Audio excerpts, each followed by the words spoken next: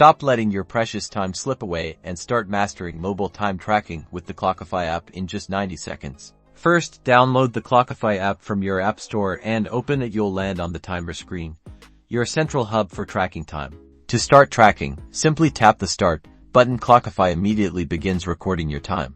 Notice the timer ticking away. Below the timer, you'll find options to add a description of your task. Tap the description field and type in what you're working on. For organized tracking, you need projects. Tap on the project selection field.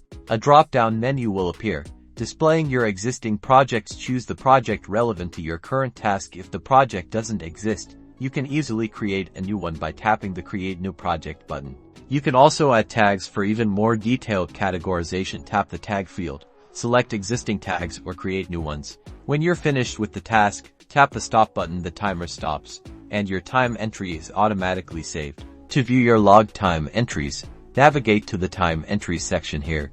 You can see a chronological list of all your track time. For a broader overview, head to the Reports section here.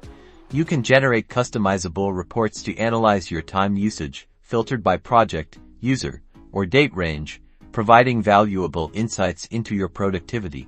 And that's it.